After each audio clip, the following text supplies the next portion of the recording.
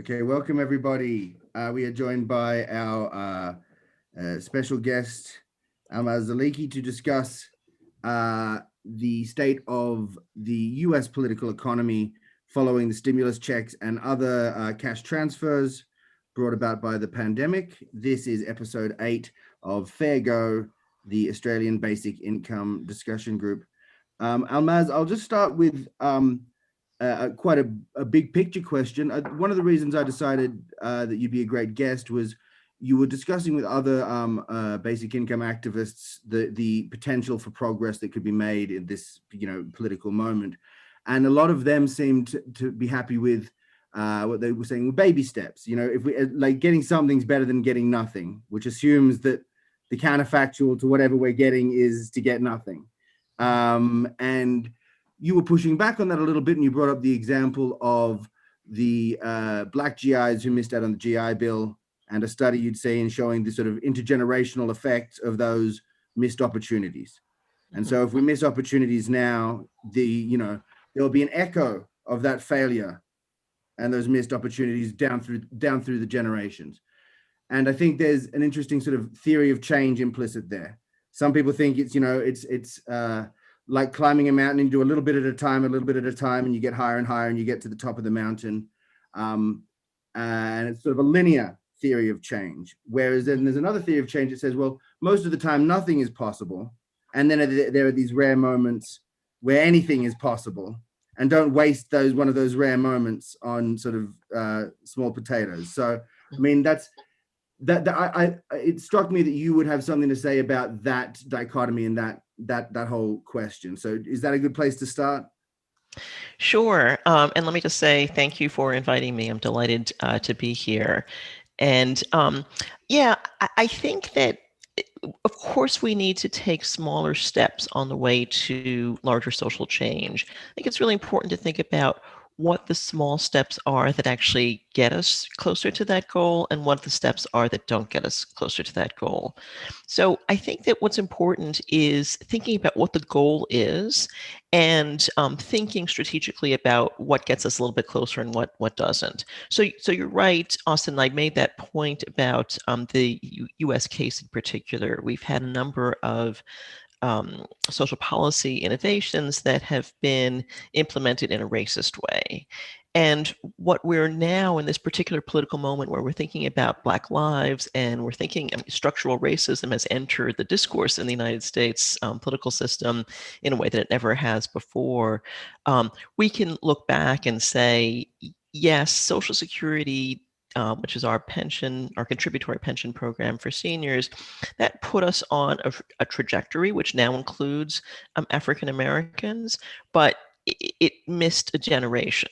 And what that means is that whatever economic security or wealth was able to be accumulated by those first recipients of Social Security and passed down either in bequests or more likely just in a higher standard of living during their lifetimes for their families and their descendants, that missed that generation for African Americans. And we know that the intergenerational transfer of wealth and other forms of capital is just so important to current wealth. And we have a huge wealth gap between races in the United States right now. And so, I don't want to second guess what happened in Social Security in the 1930s and say, well, it could have been done a different way. We have a lot of reasons in the United States why it was implemented in a racist way, a lot to do with the economy of the South. So, we have to be realistic about what's possible at a given moment. But there were alternative pension plans being circulated in discourse at the time. And, if we had gone in a slightly different direction, we would have had a different outcome generationally. So in the way that plays out, particularly in the basic income conversation right now in the United States, is that we have a lot of pilots of guaranteed income, not basic income, really guaranteed income for the poor, for the unemployed. Now, even for particular groups, California and maybe my home state of New York State are going to be implementing basic income for artists, right? So that is entirely against the ethos of a basic income, right? To keep singling and categorizing people. So the baby step that I would rather see is a tiny basic income that's actually universal. $5 a month, $10 a month, tiny amount, but that is universal. That goes to everybody, adults, children, black, white, artists, poets, deadbeats, everyone. Rather than more generous programs that go to categorical groups, which is, to me, is just replicating the system that we have now. Yes, it could improve the situation of those particular groups, but it's not a step towards a basic income. So let's at least not kid ourselves that it's a step on the path to a basic income. It's just a reform of the welfare system we have now. Okay, so I mean, how do a bit more of a straightforward question. So, how close do you think we are to a basic income in terms of, if you could put it in? I mean, I'd hate to make you make a prediction, but is it something you imagine, inside a decade? Is it something that you think could happen in a relatively short amount of time, or do you think we're still years and years away from a change like that? Are we talking about the United States here? Yeah, let's talk about the United States. We'll start with the United States, then we can broaden it out to other countries. I don't think we're very close to a basic income, but I do think that we're at a point, right? There's a lot happening right now in American society and American politics that could make this one of those once every 30 or so years where we have a real advance in our social safety net. Social Security in the 1930s and other things that went along with it was one of those big jumps. The 1960s was another big jump, and then we had a big retrenchment in the 80s and 90s for the welfare state. So this could be one of those moments where we get something really big. I don't think it's out of the question that we might end up with a permanent child tax credit. That's pretty close to a basic income. And here I should say that, particularly in the context of the United States, for me, a universal basic income does not mean that it goes to the highest earners in the United States, including Jeff Bezos, Bill Gates, and so on. The way that the child tax credit is being implemented now, the way the stimulus checks were implemented now, they go to about 80% of Americans. That to me is a basic income. I will take that. A lot of people, when we talk about basic income, we don't talk about how it's financed. It's got to be financed some way. And in the United States, with the income inequality and the wealth inequality we have right now, it's got to be financed by progressive taxes, right? So you could give Jeff Bezos his basic income or his child tax credit, but in the end, you're going to be clawing it back in taxes anyway. So I'm happy. I'm satisfied with the basic income that goes to about 80% of Americans in the United States. So the child tax credit, I think, is a good chance it'll be made permanent. It's right now. It was passed under a particular political maneuver that allowed the president to implement it for 4 years, but they can't make it permanent without more support from Republicans. So that's what makes it a difficult. That's why it's not permanent now. But we could get a child allowance in the form of a child tax credit that brings us up to the mainstream of many countries, many Western and advanced countries, Anglo-American countries that have child tax credits. That's gets us to a basic income for children. We still don't have a basic pension for seniors that brings seniors up to the poverty threshold. That would be the next step. So I know that there is some movement around bringing what's called supplemental security income up to a decent level, both for the elderly who haven't contributed enough in their work lives to get a decent Social Security payment. Often those are women. Wonder why. And also the disabled. The disabled have very low again, the disabled without a strong contributory history have a very low basic pension or disability payment. So if we get those two up to a decent level as well, then we've got almost a basic income for children, for seniors, for the disabled, and then we just have to work on the working population. That's going to be tougher in the US, but I think we are closer now than we have been because of what we've just gone through. Okay, I mean, I'm very tempted to dive into all of those sort of definitional questions and the details of policy proposals, but I'll resist that urge. I should point out that anyone can start asking questions now. Just use the raise hand function in Zoom, and I'll try and come to people as they're okay. Marianne, please join. Why don't you ask your question, please, Almaz, to Almaz. Hi, Almaz. The child supplement that you mentioned, I assume that's only for people who have children. If that's made permanent, is that a risk that it will create pressure on people to have children who might not otherwise have children, and therefore increase population pressure? I don't think that's a real risk.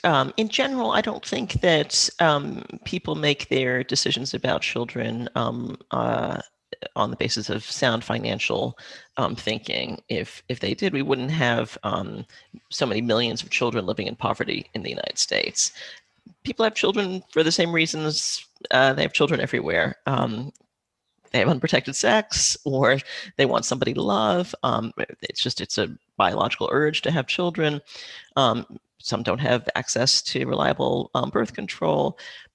I don't think there's any evidence in the social science literature that shows that people make decisions on the basis of small economic differences about whether to have children. I was just going to say, if I could just add, what is shown to reduce fertility, if that's our goal, is giving women more economic and educational opportunities and professional opportunities. You increase the opportunity cost, so to speak, of having a child, then women will have fewer children. So if that's our goal, then actually supporting the economic security of women is a first step towards that, because that means that women then have the opportunity to go to school, for example, to buy the car that gets them to a job, that sort of thing. Should the basic income or should the child tax credit go to people without children? My answer is yes, but we're not there yet. Yes, I was going to ask about that. How do we look after people who don't have children in that case? But I just also wanted to mention that here in Australia, under Prime Minister John Howard a couple of decades ago, he brought in a family tax benefit for children in the hopes of increasing population growth. I don't know baby bonus or not. It was called the baby bonus. Yeah, the baby bonus. Very, straightforward branding. Yeah. I mean, in my feeling about population, right, and encouraging or discouraging fertility is that we should have a society-wide conversation about this. Right now, I just think it's short-sighted to think that we can manipulate this by $1,000 here or there. What do we think? How many children should we have? Should we be aiming for replacement, right? To 2-point-something children per person, per woman, or should we not be? The slogan at the time here was one for him, one for her, and one for the country. Oh, that gets us into a whole other conversation, which I'd love to get into, about women's unpaid labor and how it's viewed by the state. Maybe we can circle back to that. I just don't. Personally, I think we have enough people on the earth, and we have enough countries that have not yet gone through the demographic transition of having lower birth rates. So as long as we're willing to open up our borders to immigration, I don't think that population decrease is a problem yet. We've got so many environmental problems. I don't think we should be encouraging people to have more children than they're naturally inclined to in Western countries that are sucking up all of the clean air and clean water and environmental resources around the world.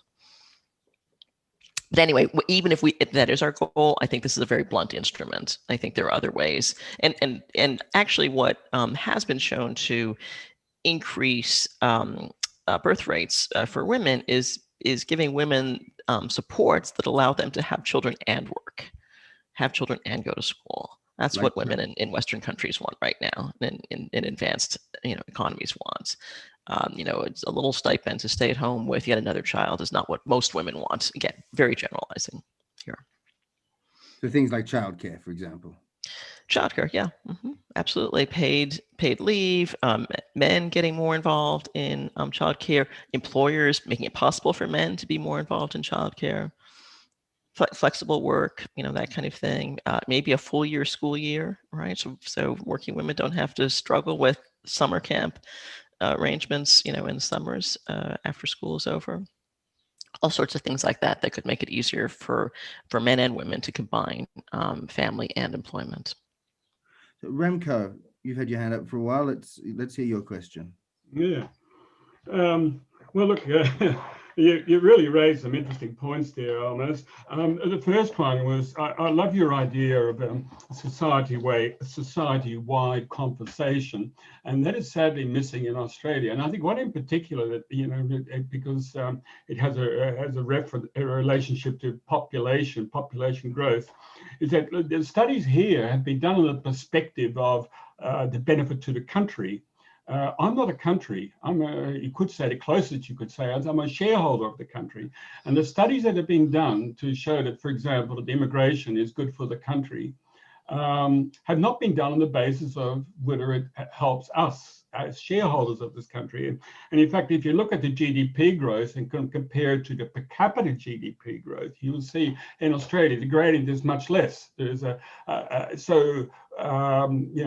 country is growing, yes, it is being stimulated, yes, but on a per capita basis at a much lower rate. And that is to me a warning flag. Before I raise my question, would you agree with that? Well, what I would say is that GDP growth is made up of two components. In fact, one is population growth. And it makes sense. If there are more people, they're buying more stuff, right? So that increases your GDP. But you're right, that doesn't increase GDP per capita. What increases GDP per capita is productivity growth. And so the tie there to immigration would be, are the immigrants who are coming in, low productivity workers, for example, in agriculture, or are they high productivity workers in, say, computer science, right? That's how immigrants could affect GDP growth per capita, but also it depends on Australians too. Are Australians becoming more productive or not? And, the sad thing is, and I think we don't talk enough about this, is that advanced economies are at kind of the frontier of productivity, right? There needs to be another big boost in some way to get us back on a trajectory of higher productivity growth. Now, computers, do some of that, AI does some of that, et cetera, at the risk of potentially, putting a lot of people into lower productivity service jobs that can't be done by robots or computers. But I actually think basic income is that kind of boost that could increase productivity, because right now we have so many people who are just struggling to get by on a day-to-day basis. They're not able to invest in education. They're not able to sit around and think of innovations or inventions. Poverty and economic insecurities, I think, is a huge drag on productivity. And that's one of the things that advanced economies have to do now, is to really address the inequality and the poverty, and the fact that not everybody has access to the kinds of opportunities that lead to, a Bill Gates sitting in a garage in his parents' house, on the basis of a great education, creating a new company. We need to spread that around further, because we don't know where the innovations will come from in the future. Not everybody's got a garage. I did have a question, but that was such a long answer to what was supposed to be a comment. Perhaps I should defer to somebody and come back with my question later. What do you think? I would like to actually follow up on something that came up there. You heard me. I tried to interrupt halfway through because there was this distinction Almaz made between high productivity immigrants and lower productivity immigrants. And I know that Australia had a very strong border closure during the pandemic. And the real panic wasn't about, wait a second, let's make sure we bring in the high productivity workers, the people who can run the hospitals and engineers and people for software companies, right? That wasn't what was an emergency. what was an emergency was we have to get the cheap islander and backpacker labor in to do agricultural work like pick fruit, because otherwise we might, otherwise these businesses might go broke. And it seems to me that you're seeing a lot of this discourse in the US at the moment, a similar discourse about how, oh my God, people won't work for poverty wages, and that's unacceptable, because that might means some restaurants might close, right? And like I thought the whole thing with capitalism was, if you can't compete in the marketplace, then you go out of business, and a more efficient business gets your real estate and your workers. And there's the opportunity cost of keeping all these low value businesses alive with low value labor is something that seems to be missed in our thinking. I think that productivity you boost, that it comes from, you talk about coming from basic income, surely part of it's got to be that thing of replacing low value work with high value work, right? Yeah, absolutely. And I want to be clear that I don't want to be recorded as characterizing immigrants as either high productivity or low productivity, right? It's the jobs that they're coming into. It's the industries that they're coming into. So agriculture, non-mechanized agriculture is a low productivity field. It's not about the immigrants. But yeah, absolutely, you're right. And I think that this is basically is part of the answer to that question as well. It's not the full answer. But in general, countries that want to protect the economic security of their citizens have three options. There's a jobs strategy, there's an income strategy, and there's what we might call an investment strategy. Right. So the job strategy is the one where, the United States is a good example here. We try to protect people's jobs. Right. So when the pandemic hit, we boosted unemployment insurance, right? Because we want people to maintain that relationship to the workplace. So we give them insurance, or give them benefits that are conditional on them having had a job and being willing to go back to that job in the future.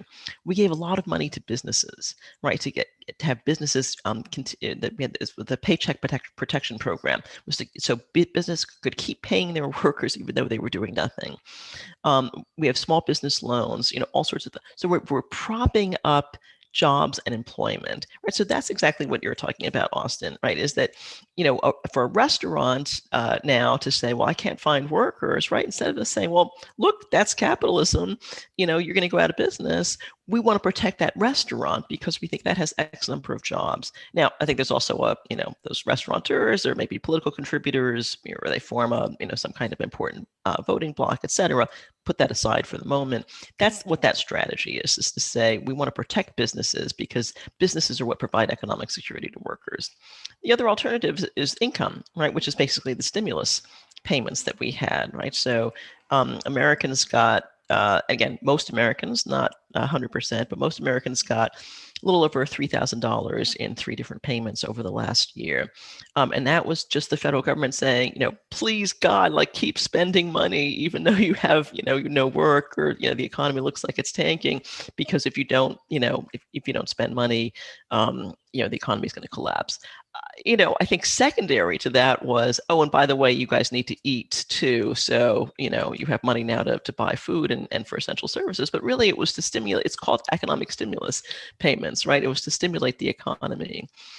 And then the investment approach would be something more like a basic income, right? Let's say, let's invest in the health and well-being and education of our citizens, in our hard infrastructure, roads, bridges, telecommunications, et cetera, in our soft infrastructure, care, work, health, et cetera. And that we don't know exactly where the companies or the innovators are going to come from, but we're fertilizing the ground in a sense so that economic activity can kind of bubble up from those investments. And the problem is that we're stuck so much of the time on the jobs strategy, right? That's just what Americans believe in.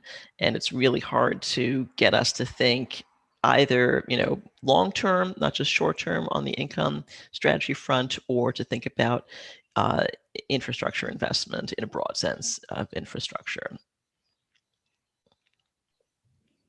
There's a lot there in terms of the 3 strategies. We'll go back to Remco because he's got his hand up for another question. Yeah, Almaz, it was just your question about the sourcing and how to pay for that social welfare, and you were talking about a progressive tax, and I think that's one thing, one way, of course. But you know, when I had a look at the United States about half a year ago, I noticed something quite interesting, that the share of wages and income as a percent of GDP has fallen from about 50% to about 40%. So there's been quite a shrinkage in the American economy in terms of a potential source of that tax that you talked about. At the same time, if you look at real wages over the last 50 years or so in America, they've only just, after 50 years, they've only just recovered. And there's been, so really what it is saying, you know, despite the enormous productivity gains that have you know, thanks to Microsoft and you know, the whole you know, management based on computing, that the contribution it has made has not gone to wages, has not gone to your particular source of income. What is missing is, you know, it seems to me that this tax should come from the corporates. That should come from the owners of capital. And that is not being raised. And you know, we've had the corporate tax in America. I think, was it reduced to what, was it 13% or something? Something No, lower, 23%, I think. Huh? Lower than 30%.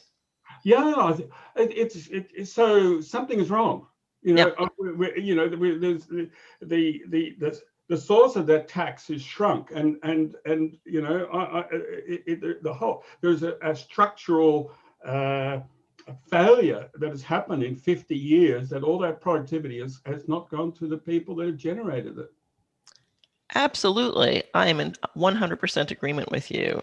I believe a basic income in the United States should be funded by a wealth tax. I prefer a wealth tax to a corporate tax, because a corporate tax is, you know, it is their challenges. There are challenges to a wealth tax as well, but the United States already taxes the income of citizens wherever they are in the world. I think maybe uniquely in the world we do this, right? So, and also the United States, because of the strength of its banking sector and the strength of its whole market, has essentially now forced all foreign financial institutions to report every year on their the holdings of their American citizens wherever they are in the world, right? So I teach at NYU Shanghai. My Chinese bank accounts, the amount of money that's in there is reported every year to the United States. So I can't hide my money there, right? Switzerland used to be a place where we hid our money, right? Can't hide your money there anymore. So it's actually easier, and this is for the United States in particular, right? So I don't want to say this is necessarily what would work in Australia, but the United States can implement a wealth tax on its citizens. Now, the political will to get there is another thing, but we can do it. So that's easier to trace than the corporate taxes, at least under the current you know, regime that we have now, where countries are, you know, competing with each other for lower tax rates. So absolutely, and I think in the United States context, again, in particular, a dedicated tax that comes from a wealth tax that goes to fund a basic income could actually be politically feasible, right? To say that this is exactly where the wealth, where the assets are, they're being concentrated at the top of the wealth distribution. That's money that, you know, just a small 1 or 2% tax, right, on the wealthiest, right? I'm talking about these people who are the billionaires who have not just $1 billion, right, but $100 billion, $150 billion. That would not affect their lifestyles, would not affect their investment decisions at all. All it would affect is their bragging rights with other billionaires. And in fact, if everybody's taxed, then, you know, it's just a step function down, right?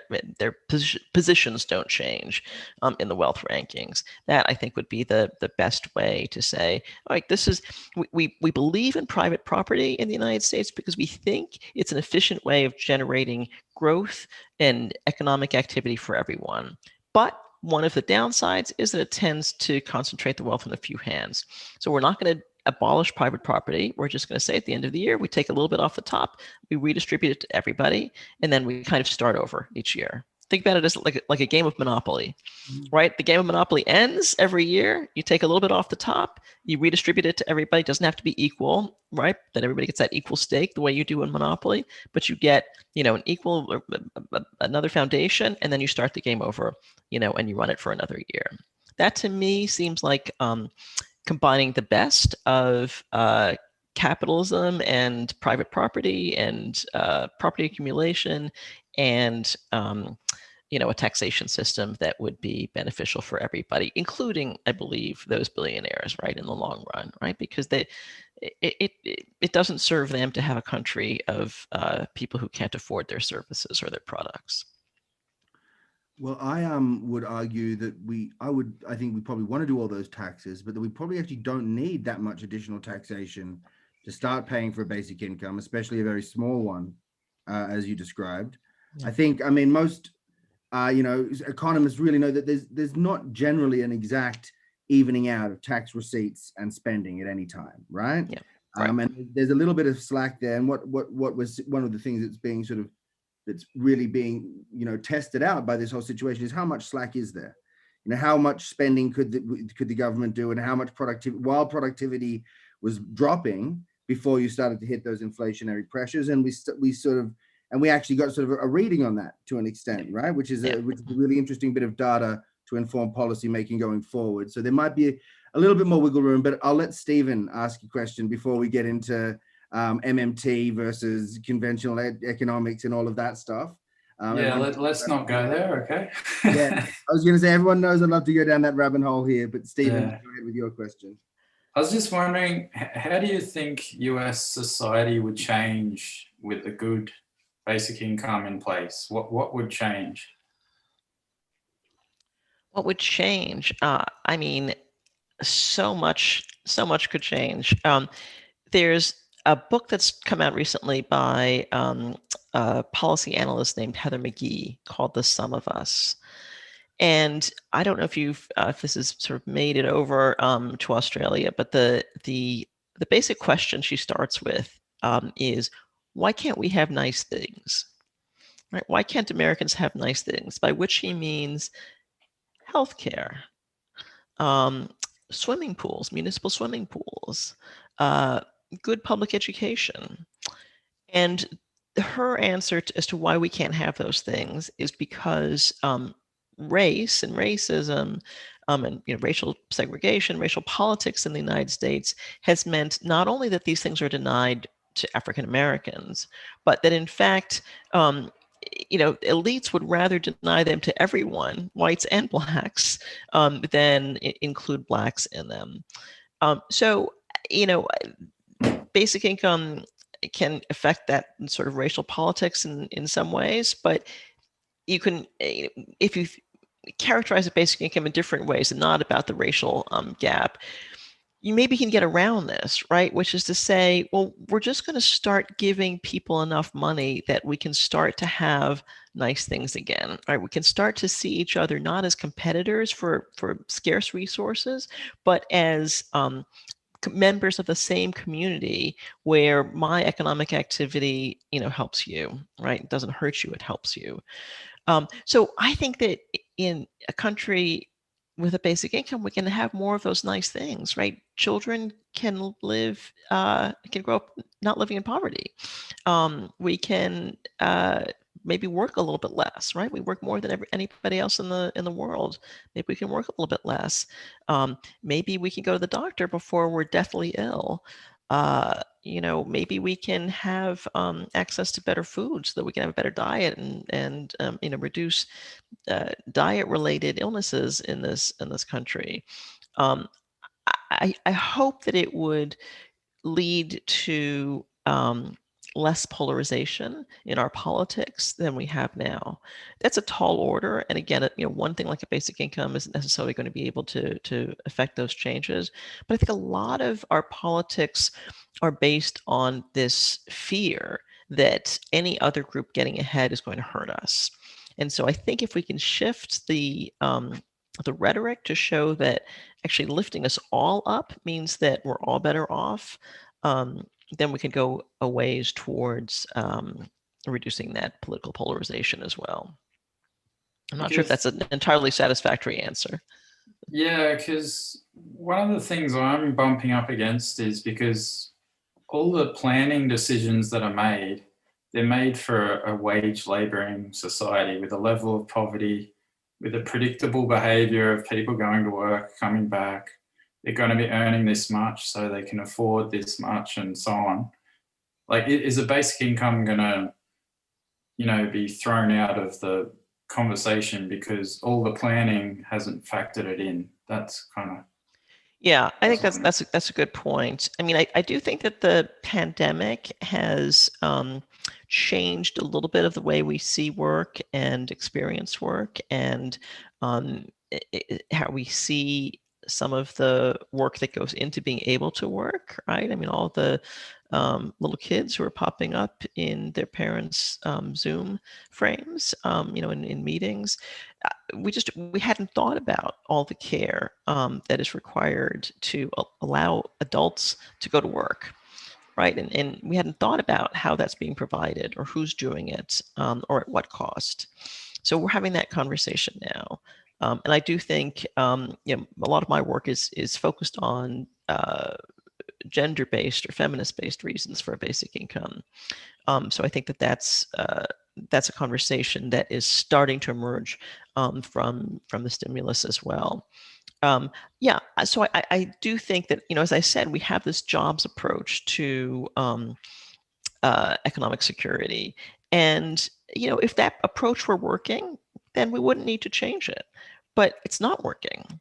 And I think that, that we're at a point where, because basic income is a conversation in so many other places, because the pandemic has really highlighted, right, this one particularly egregious difference between us and other advanced countries, right, the lack of healthcare and the effects that it's had during the pandemic. I think we're at a moment where we're willing to rethink this, and I think it's reflected in the fact that President Biden has characterized infrastructure as including care, as including support for people who provide care for dependents, for the disabled, and for the elderly. That's pretty transformative that an American president, a male American president, is saying that. Not that we've had any female American presidents, but that a male politician is talking about that, I think is pretty transformative of the conversation in the United States. And you see that there are economic forces that are struggling against him. They don't want him to succeed in expanding that definition of infrastructure to include care, but I think he's going to be successful. So it's interesting. I remember I heard Chomsky once talk about, this is an old clip of Chomsky talking, and he said that what they would do is smuggle, I'm paraphrasing, but they would smuggle infrastructure spending in through the military one. So they would build highways and say, well, all the national highway network has to be large enough to land a Hercules bomber on, and we've got to be able to drive nuclear weapons down it. So it's got to be 8 lanes wide and beautiful and really well made. So it's a military asset, so we can have highways now, right? Yeah. So now infrastructure is accepted as a thing. So now we can get in care work and support for individuals, if we call it infrastructure, the way that infrastructure used to get sort of smuggled in as military spending. That's the sort of the level of Russian dolls that we're at the moment, is it? Yeah, I think that's exactly right. That's exactly right. Remco, you've got your hand up again. Yeah, well, I was holding back, hoping that somebody else would put their hand up. But yeah, I think it's what you're saying, Almaz, is so powerful. The concept of changing the conversation. But is that really possible? I mean, I'm listening and I'm watching and I read newsletters from America, and particularly Heather Cox. I don't know if you've heard of her newsletter. Yes. Yeah, oh, okay, good. And I'm reading it and I think, whoa, this conversation that we need to, or America needs to have, and I want to drag it to Australia in a moment, but the conversation America needs to have, I don't think it can have it. I don't think there's the potential for it at the moment. It is so adversarial. It feels like there's mutual contempt there. Any change in taxation is immediately promoting a conversation around socialism. It's almost like there is a cultural war going on in America. You know, I watch the Republicans, and you know, this is culture. This is not economics. I think I'm wondering whether America has the capacity to have the conversation that it needs to have. You know, are you running a pipe dream that is unreal? I'm sorry if I sound a bit provocative. I have a bit of a habit of doing it. Forgive me. But you know, I'd love that conversation to happen. Australia needs to have it, because I have a question that I ultimately want to ask. But you know, is it possible? Is it really possible in America in this current climate? This adversarial. Yeah, well, so, you know, not everybody knows, but that the United States had a very strong socialist movement at the beginning of the 20th century, and it was effectively suppressed, right? And I think we have the Soviet Union to thank for that, right? Because once communism was implemented in the Soviet Union, and the you know, news about what that regime was actually like got out, then anyone who was labeled or self-identified as a communist or socialist was anathema, right? And that movement was shut down. I think now the conversation has changed to, you know, who's socialist? Europe is socialist, right? And is it that bad to have universal health care and good schools and free college education? I think a lot of Americans are thinking, wait, that kind of socialism, I could get on board with that, right? So I don't have a crystal ball. I don't know how it's going to turn out, but we now have candidates in Congress who identify themselves as democratic socialists. We just had an election in New York City, which is still undecided in terms of the final outcome for the mayor, but we had very, very progressive candidates in that race. And in fact, my city council member in my district, there were, you know, a couple of people fighting for that position. And one of the pieces of mail that we got was, you know, don't vote for Christopher Marte. He's a socialist. And I thought, you know, I live in Greenwich Village when I'm in the United States. Actually, I'm voting for the socialist. So, you know, I think that 20, 30 years ago, it was hard to imagine anyone saying, yeah, I'm voting for the socialist, but now we do, right? So, you know, I recognize that you're seeing, you know, I don't want to marginalize it. There is resistance to this. There is a right wing that is very strong in the United States, and that has largely to do with cable television, right? You couldn't have a station like Fox News broadcasting what it does under the old communications regime, when we only had, you know, 3 national networks and they had to present a balanced view, right? We don't have that anymore because we have, you know, unlimited options in the world. And so Fox News has taken advantage of that infrastructural change, in a sense, to keep alive what I think is a dying minority view. That we can't have higher taxes to invest in the things that would make us a stronger country. But I don't know, you know, we'll see. We're in the midst of that struggle, but I don't think that you can just dismiss it the way you could have 20 or 30 years ago. You know, I still remember Bill Clinton, a Democratic president, ending welfare, you know, and ending unconditional welfare support for poor people. That's unthinkable now, just unthinkable. So I think that you know, what the realistic agenda has shifted to the left. Has it shifted far enough? We'll see. So, I mean, this comes back to the stuff we started out with about the theory of change, right? So one theory would be that we go through these, we're in this period like the 1920s, you know, except maybe sort of a little bit, a few years off by a few years. It's not an exact century to century matchup, but this idea that, so at the same time, as it becomes more progressive, things become possible, more regressive things also become possible, right? So there's the possibility that something really good could happen, but there's also the possibility that if that fails, there's this void, because, you know, the old system, neoliberalism, is kind of grinding to a halt. My fear personally is that the left doesn't actually have a strong enough vision to fill that void, right? And that's one of the things I'm looking to basic income as, like, well, this is a sort of, it's maybe not social democratic, maybe it's a more socially liberal policy, you know, a bit with this focus on the individual, but it's good to go, right? And it's something that we can do that would have a big impact and be really transformative. And it's a time when if progressive transformative change doesn't happen, then there's a potential for things to swing, Trump 2024 or whatever it's, what people are talking about. So what do you think of that? Think that it's not, so you raise the idea that there are these left-wing political voices now, and that's a sort of improved, a sign of an improved political space. But I think Remco was sort of saying, well, yes, you have that, but you also have this extreme right emerging, and the center cannot hold. But Remco, did you want to jump in before Almaz responds to that? Remco? Sorry. Did you want to jump in before Almaz responds? I do have a question, but no, I accept entirely what you're saying. Are you creating an opening for my question? Yeah. Well, why don't I respond to that then before we go to Remco's question? Yeah, I mean, as I said, I don't have a crystal ball. We're living through, history right now, and we'll see which side ends up prevailing.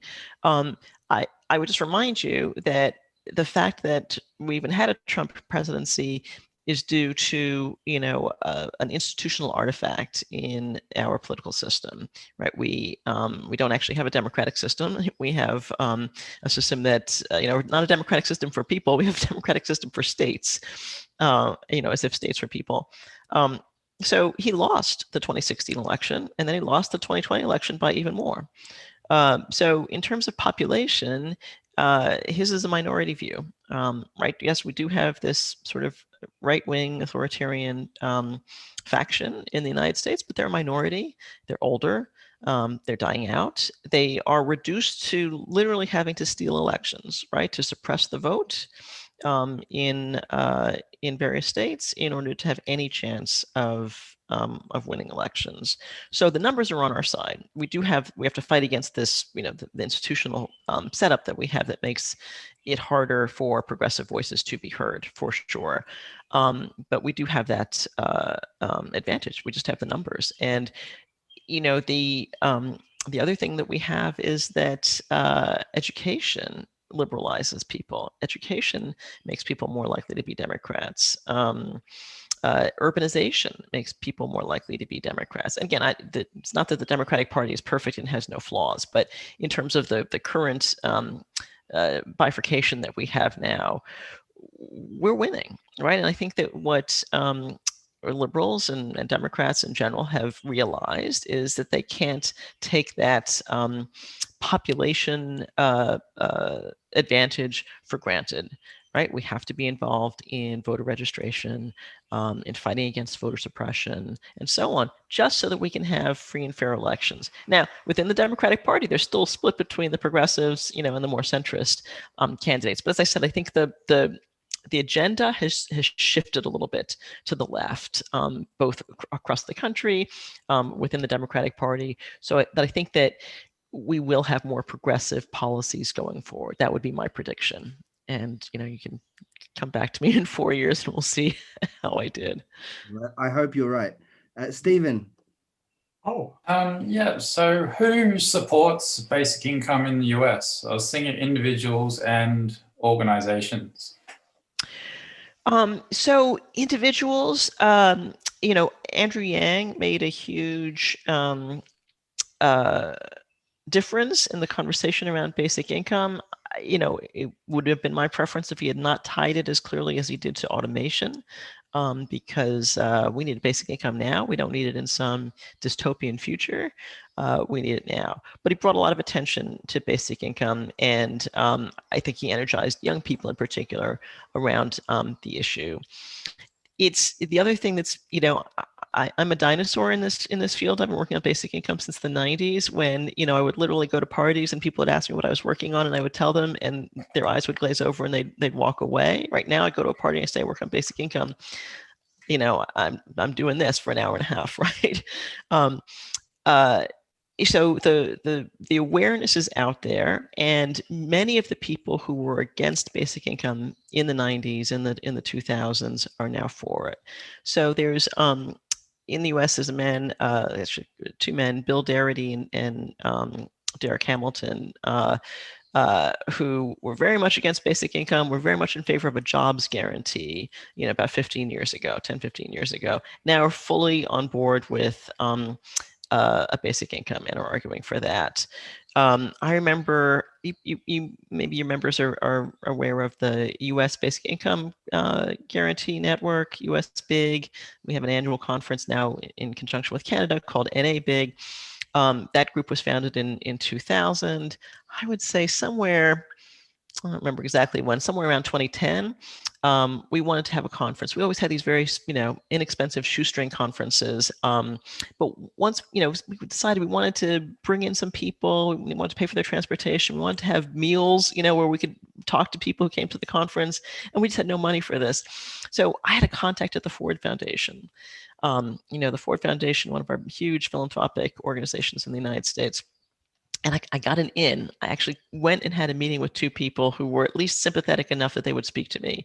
And I described what I wanted. I think we were asking for, I don't know, $5,000 maybe. And, the answer I got was, well, you have to understand, we can't give you this money because if the Ford Foundation supports something like basic income, it's going to get a lot of attention. And essentially, it's too crazy an idea for us to even think about or to support with $5,000 from their, $1 billion endowment. Now the Ford Foundation is on board with basic income. So, most of the progressive organizations in the United States are now at least willing to talk about it, think about it. Unfortunately, from my perspective, what they want to do is they want to fund pilots of guaranteed income, which is, again, cash transfers that are targeted to poor people or to the unemployed or to artists, to whatever, rather than just pushing for political change so that we can get a universal basic income on the books. But that's huge progress over the past. So I would say most progressive, most left of center organizations are at least willing to talk and think about and discuss basic income. So that's a huge advantage. I think in the population, it's become more popular among African Americans. It's not exactly reparations for slavery, but it is a way of just getting money to African Americans because the reparations conversation is happening, but that's going to be slow. I think it ties into some of the debates we're having right now about whether all college debt should be forgiven. I don't know if you're aware of this conversation. Of course, most of our universities are not free, and the private universities are very expensive. People are taking up so much debt. This is, I think, underemphasized in the debate, but many people who go even to public universities, government-funded universities, or community colleges, which are the first 2 years of college, they may come out with $5,000 of debt and no degree, because they just weren't able to finish their education. Even $5,000 of debt forgiveness, $10,000 at the outset would wipe out so much of the college debt for the most vulnerable and neediest population. Unfortunately, we're talking more like $50,000, which would really be for more like, families like mine, right? Sending my kid to college, I'm going to take out, $50,000 of loans to send them to the twee little private, college of my choice. Should that be forgiven? I'm not sure that debt should really be forgiven, but the debt for people who are going to public universities, and particularly community colleges, who sometimes, because of various factors, can't even finish the degree and end up no degree and debt. Yes, we should wipe that out. But that kind of thing could also be taken care of through a basic income. So I think that's one of my goals, is to take those conversations around. Now we're talking about eviction moratoriums because we had a ban on evictions during the pandemic. Now we're coming out of the pandemic in the United States, at least temporarily, maybe. Now we can evict people again, or now the landlords can go back and say, okay, now you owe me this much rent. So, again, it's like we have one program for eviction, to take care of evictions. We have one program to take care of college debt. We have another program for this, another program for that. Why not just have a basic income? I think we're making headway in that conversation. Well, you hear about all these different kinds of poverty now, like, oh, there's data poverty, and there's electricity power poverty, and there's heating poverty, and there's housing poverty. It's like, I'm pretty sure it's all one poverty there, guys, right? Like, and if people had more money, that would help out with that. So yeah. we've got Remco and Michael have got their hands up, so we'll go Remco first, and then Michael. But as you respond in between. Yeah, and okay, if I could just say also, the teacher in me is coming out here, and I'm very happy to answer and continue the conversation with Remco and Michael. But I'm also wondering if anyone who hasn't had a chance to ask a question would like to, particularly women. But let's go ahead with. I'm trying to get everybody to put their hands up and get in a queue if they have questions. Rosemary and Emma, we haven't heard from you yet, and I know Rosemary, you often have great questions, so please jump in. But let's go to Remco for now. Yeah, look, I love a universal basic income. It solves so many problems, and it's apart from recovering some of that lost productivity we talked about that has gone to the corporations. If that can be recovered, it lubricates. I feel that it acts as a lubricant to encourage a bit more job mobility, a little bit more risk taking. Yes. To me, it's just a win-win-win. But to sell it, I mean, you've got against that the attitude of, well, you're creating a bludger culture, and the sort of stories that we continue to hear.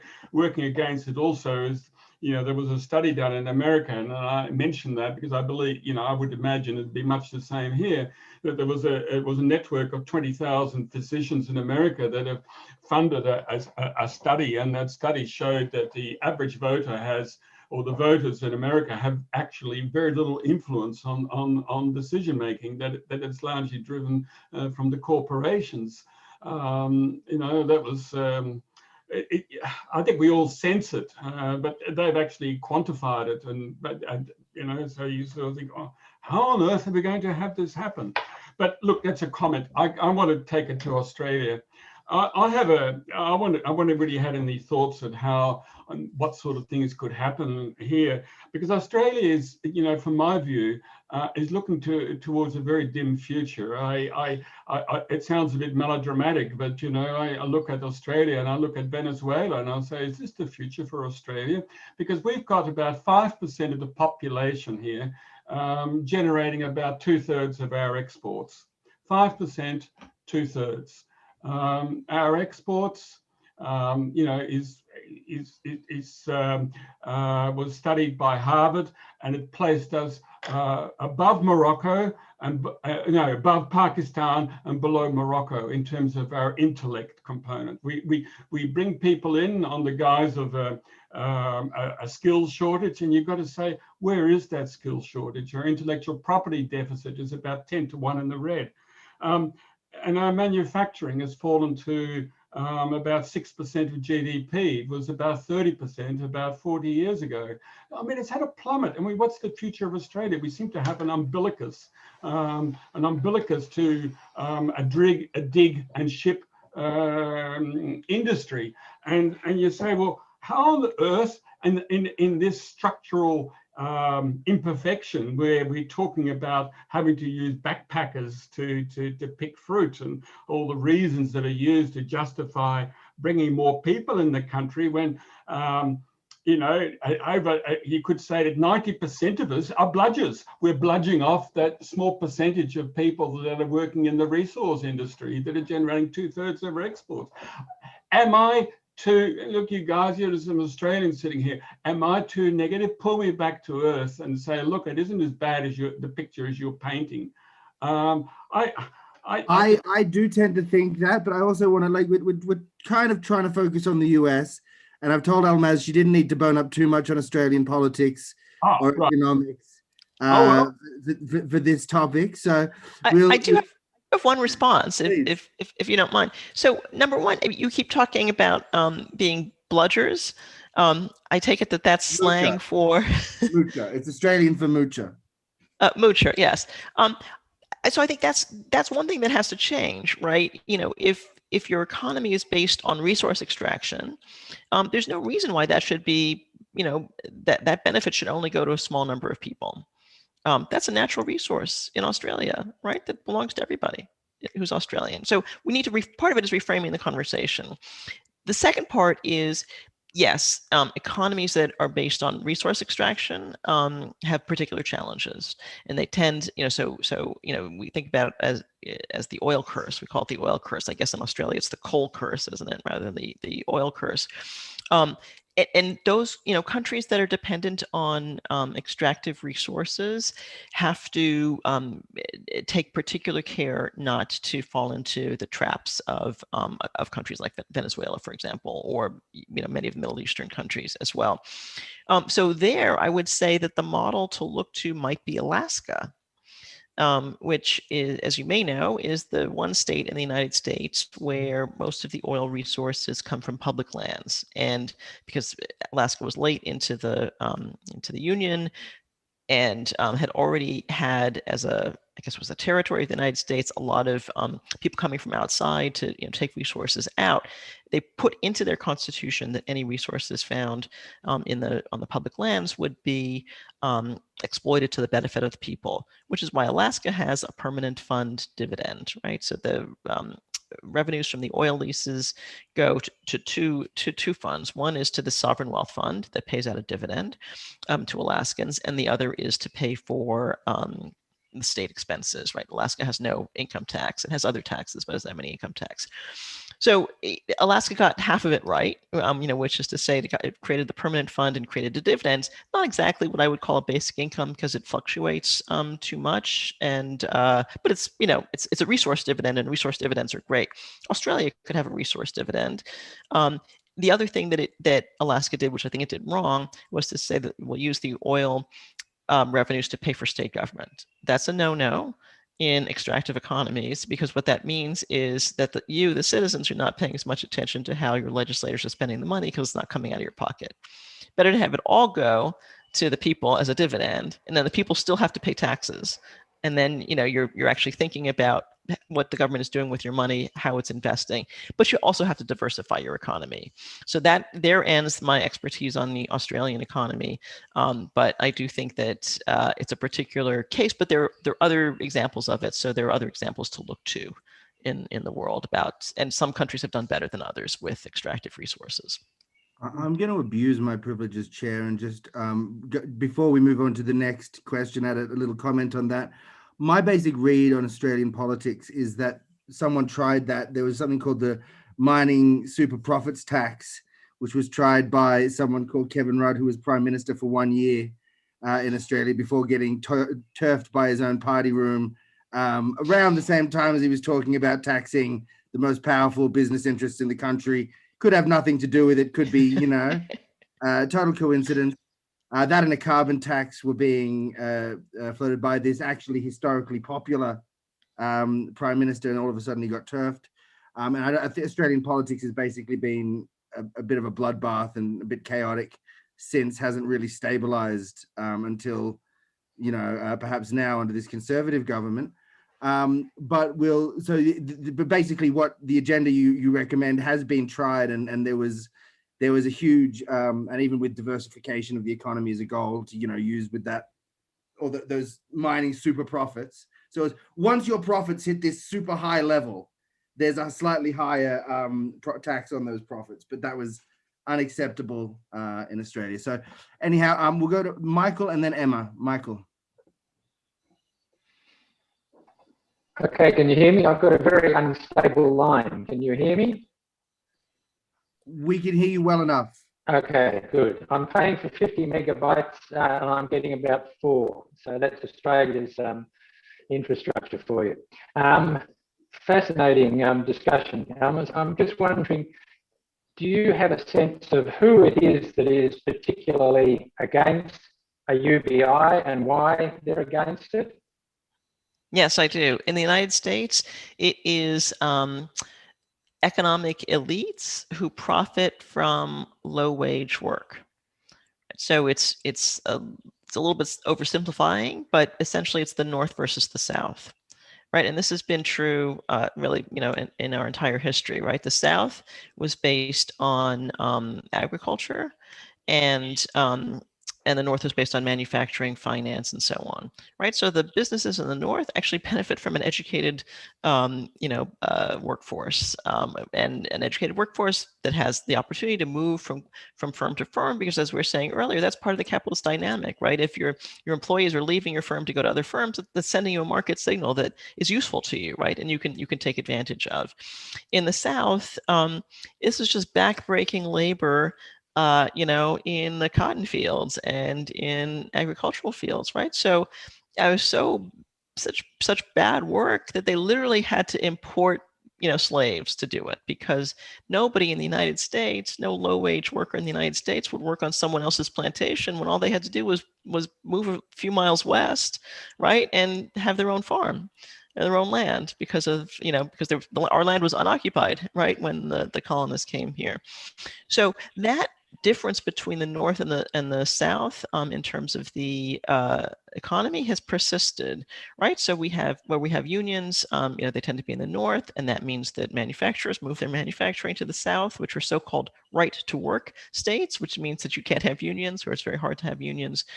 And so the South just has an economy that is more dependent on low-wage work. So they don't want their workers to be empowered. They will support, to a certain extent, benefits that go to workers once they're employed. We have this thing called the Earned Income Tax Credit, which is what we got instead of a guaranteed minimum income that President Nixon, a Republican president in 1969, proposed. One of the Southern senators who controlled an important committee in Congress got that, was responsible basically for blocking the what's called the Family Assistance Plan, and in place he put this Earned Income Tax Credit, which is basically a subsidy for wages, a subsidy for low wage work. And that's persisted now. So it's not that they won't, give any money to workers. Is that it has to be on the basis of having a job. You have to have a job first, and then we'll support you. Because if we support you without having a job, you will move out from the South, or you will stay in the South, but you will refuse to do the terrible jobs for the low pay that we are giving you there, right? So during the 1960s, when the Family Assistance Plan was being debated. The other thing that was going on was that, African Americans did all of the domestic work in the South, right? All of the care work, all of the cleaning, et cetera. In the North, women had already moved on to, what many women have now, which is, 2 jobs. There's the work outside the home and the work inside the home. And, the negotiation with male partners about splitting more of the work in the home. In the South, you had unemployed, wives, but they didn't do the work in the home either. They supervised the household help. And so the South has always been built on this economy of cheap labor, and so they don't want to give up cheap labor. That's my number one reason. Now, race, plays into that. Race has been used, I think, to divide the working class, so that the white working class thinks that any kind of unconditional benefits is disproportionately benefiting the Black working class, when in fact it would benefit them both. But that's my number one explanation. So partly it's, you want economic change to happen. You want the South to have a different kind of economy, so that it actually benefits from a higher quality workforce and is willing to invest in it as well. That may be as challenging as the Australia question. Sorry, Michael. So just taking that sort of as a basic sort of factual situation, what's been done to test that assumption, though? Because it could just as easily be that if everybody in the South is getting a basic income, they can still better themselves by taking what is the available work. So the work is only going to be what is there. And if they can, in fact, improve their living standard beyond the basics by taking it, is there any sense in which that's sort of being tested or explored? Because yeah, I mean, so in the context of the current welfare state, a lot of benefits are still place-based benefits. So even in places that say experimenting with guaranteed income, you only get it if you're a resident of Stockton, California, or this particular housing project in Mississippi where they tested it out. So you don't have the mobility that you would have with a true basic income. Even the Alaska Permanent Fund dividend, right, only goes to you if you have spent the last year in Alaska. So all of our benefits are place-based benefits. I think you would see more mobility if the benefits were not tied to a place, right? So that's a risk for places like the South. But again, that's the market, right? We don't want to have all of the negative aspects of market capitalism and none of the positive aspects of market capitalism, right? If people start leaving the South, then wages will go up and the South becomes a more attractive place to live and work again. That's the market, right? And that's the good part of the market. So, again, is it being tested out? I mean, no. I mean, I think that we would have to get to a point where we're giving benefits that are not tied to place in order to really test my hypothesis. But that's where you're saying about starting small and giving it to everybody, which I absolutely agree with. Yeah. One of the other things that we give that's very place-based, of course, is we give something called housing vouchers. We have two housing programs in the United States. One is public housing, right? So fixed, buildings in certain places. Obviously, you're very tied to that place in that case. The other is housing vouchers. Again, those are locally administered, but you can take your voucher and use it in a private apartment situation. And then the one, for the middle class and the upper middle class is national and federal, which is that you get your mortgage subsidized through the tax system. So people like me, I can take my housing benefit anywhere, but poor people can only use it in the local areas. We'll go to Emma in just a second. I just wanted to have a quick comment there. There seemed to be a scenario there where you're describing people leaving the South because they've got a basic income to move. I mean, this might more be a middle versus coast question than a north versus south one, but surely a basic income would also allow people to stay in those regional centers who might otherwise have to move to a bigger labor market and benefit businesses in those towns, just not the businesses that happen to be currently the dominant political, backers in those towns. Is that a fair comment? Sure. And I think, maybe getting back to Michael's question, we are going through a bit of an experiment now because many companies are now facing this question of, are they going to force their employees to come back to work in person now that it's possible in the US to do that. Many workers don't want to go back to the office. Many do. Many are desperate to get away from their families. But many people have moved. So, I have a friend who runs an organization, educational organization, where much of the IT staff has moved out of New York City during the pandemic. Some as far away as Denver, Colorado, right? 3/4 of the way across the United States. Are we going to force those people to come back? Well, IT workers can say bye-bye, and go to work someplace else. But the companies are facing this question of like, well, if I do let my worker live in Denver or upstate New York or whatever it is, am I paying them New York salaries? Right? Because then, they take that New York salary and they live in Alabama, let's say, a much lower cost state. That could be good for Alabama. It's going to cost the company, more than they maybe wanted to. So we're having this conversation now, about, in the context of, are we making workers, come home, or do workers have to live in the same state that their firm is in, and so on. So that's kind of a way of getting at what we're talking about. But yeah, I think that making our benefits, and not just our income benefits, but also health benefits and so on, if we made them more transportable, then we would see, we would actually learn where people want to live, and they wouldn't be stuck where they happen to be. And with the ability to do remote work, we could actually have a much more equitable economy across the United States than we have now, where, many people feel like they have to work in California or New York, even to the point, we don't have this in New York yet, but in California, people are living in their cars, to work at the tech industry. It's mind-boggling, but they can't afford the housing there. But it's worth it to them because that's where the jobs are, that's where the salaries are high. They're living in their cars. Emma, let's get to you. Thank you for waiting so patiently. You're still muted. No, you're not. Hi, my question, I have actually 3 questions. One is about oil resource. Second is about infrastructure. And then third is about productive population. I want to ask, the first is about oil resource, because you just introduced a lot about how the oil resource the American government is going to develop in the future. But my question is that why they still focus on the oil resource? Because nowadays, not many countries, including the Western Europe, even in Asia, especially in China, many companies, they already focus on the the solar power, the wind power. So why they still using the oil resource to develop everything? Is it still competitive in the future? This is my first question.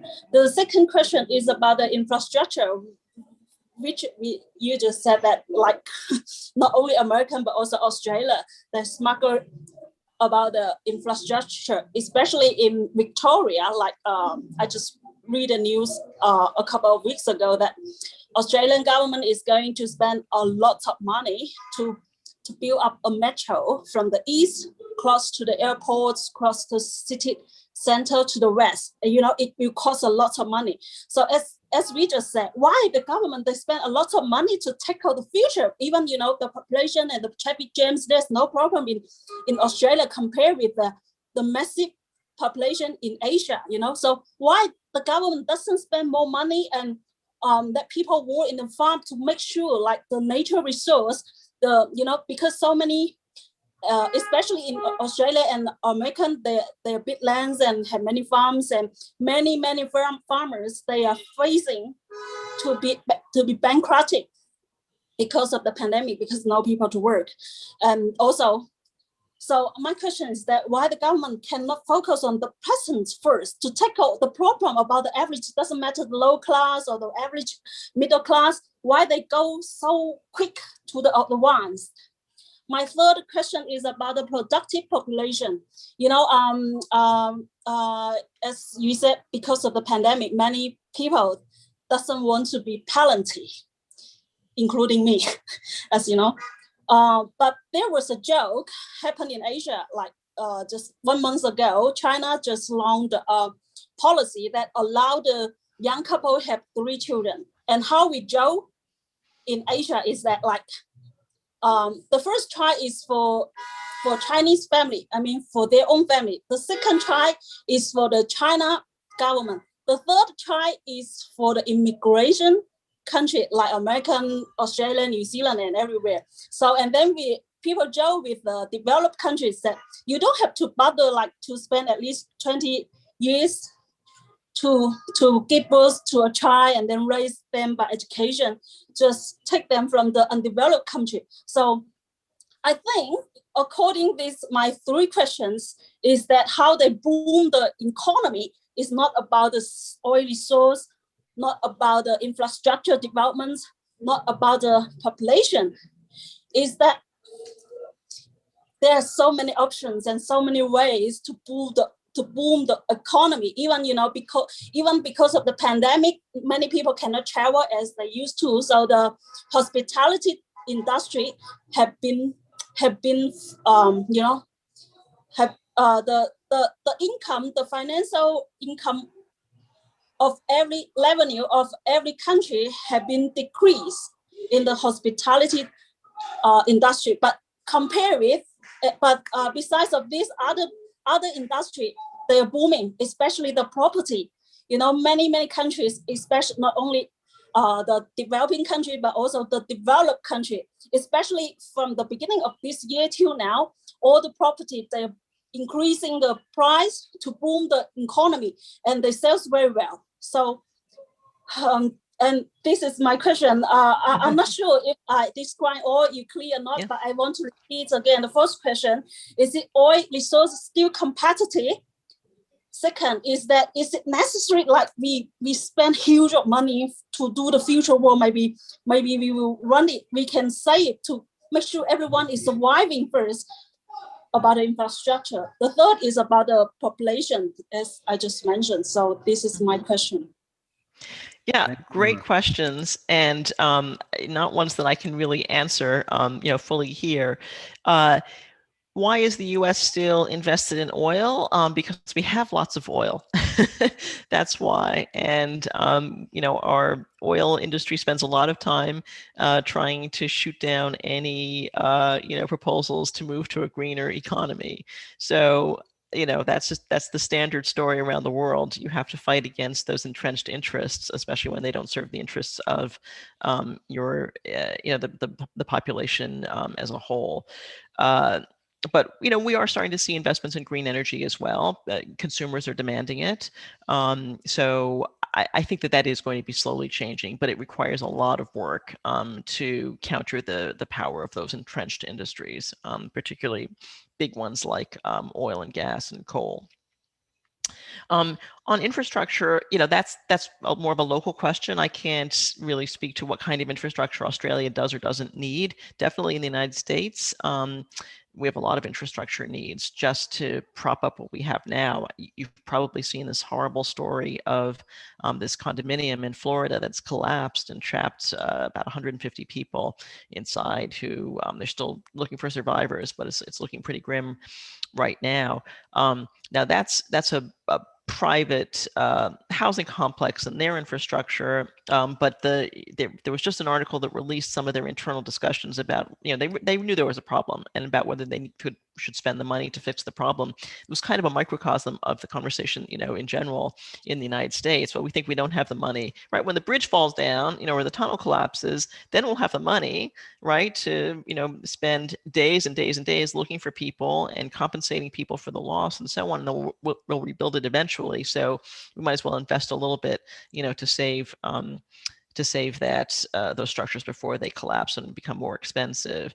But again, that's kind of a local question. I know that we have infrastructure that we need to upgrade in the US. That may not be the case in Australia. But yeah, absolutely.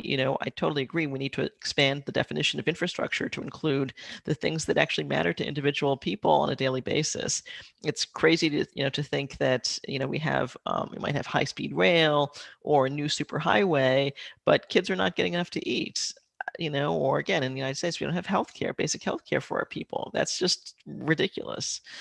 And in terms of productivity, again, I think it would be wrong for me to try to, speak about what the direction the Australian economy should go in, because I haven't studied it. I haven't really thought about it.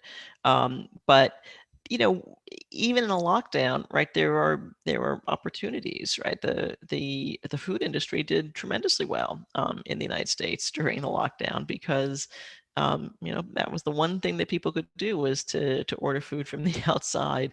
And many people did it just because they wanted to support their local restaurants. And many people did it because they were juggling childcare, and schooling and work, and didn't have time for cooking. So yeah, that's the thing about the market, right?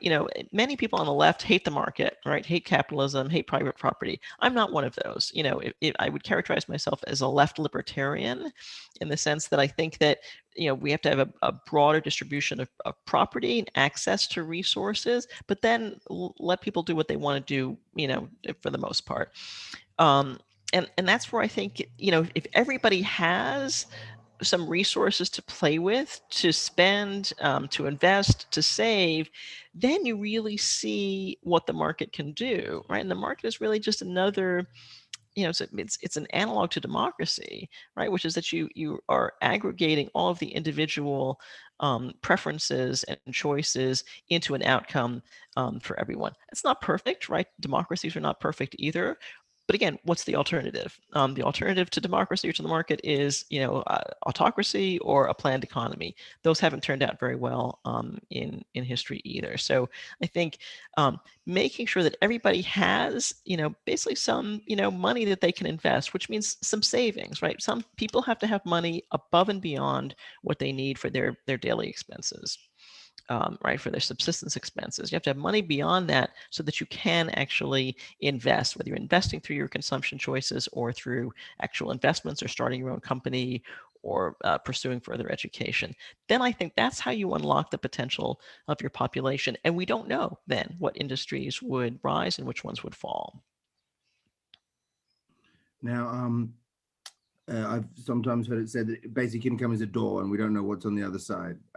Is that, you know, I mean, yeah, yes and no, you know, and I, at the risk of minimizing the, you know, the atrocities committed, you know, by the colonists and by the settlers in the United States against the indigenous population, in a sense, we know in the United States what a basic income would look like. It's the same thing that, you know, the same kind of country we had when land was freely available, right? Anyone who wanted to work on land had only to move a little bit further west and they could start homesteading land.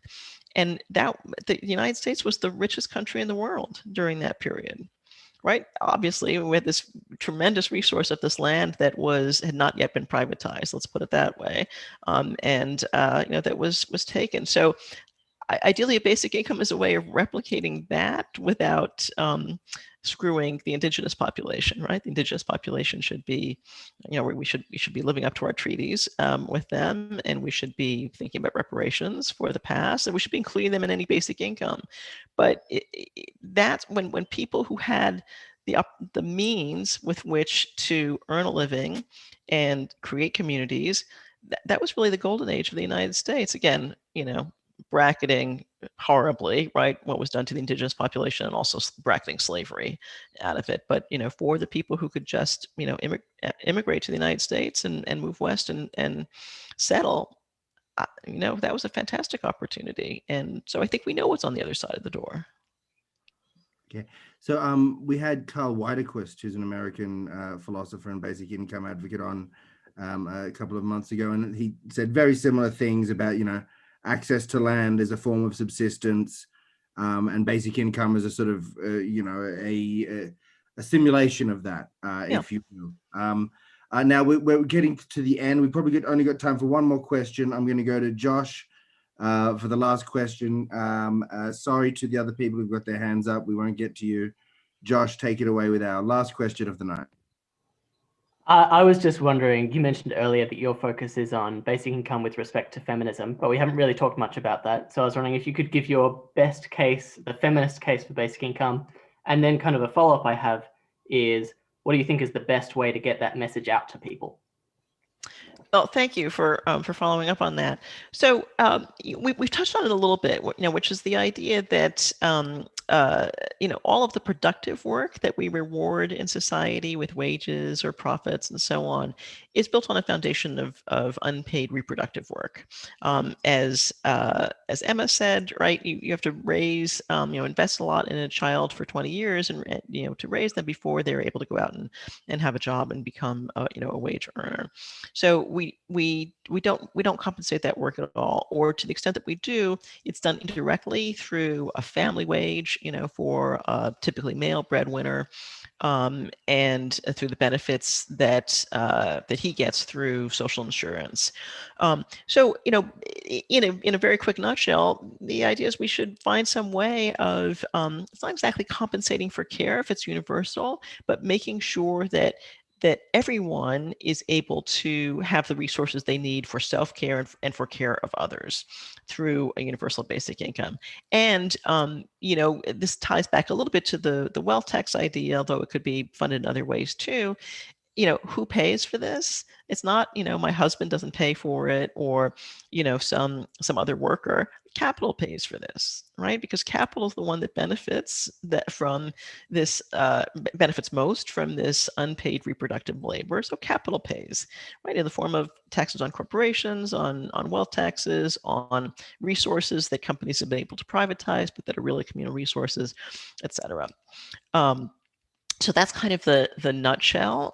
And so it's interesting because it is a gender perspective, because women have been responsible for most of this unpaid labor through history, but it's actually not specifically tied to sex or gender, right? Because men do a lot of this work. Some women don't do any of this work. We all do this work. We all should do this work, and we should be encouraged and supported in doing it. So by taking the perspective of the group in society that's been responsible both for unpaid labor and increasingly for paid labor, you actually get a more general humanistic view of what's right in society. So that's in a nutshell the argument for the gender-based argument for a basic income. And I think it's really the only way you get to unconditionality. Because if you think about the alternative of the social democratic model, which is, yeah, everybody gets all these benefits, everybody gets healthcare, education, et cetera, but everybody works. That means, women work too. And you have these institutional, childcare and elder care arrangements. That's the alternative, and it's not a bad model in comparison to the neoliberal model that I live with now in the United States. But those are the two alternatives. One is unconditional; everybody gets this just because you're a human, because you're part of a community, or the one that's based on a sort of a formal sense of reciprocity, where you are you get the benefits as long as you're willing to work. Those are the two alternatives.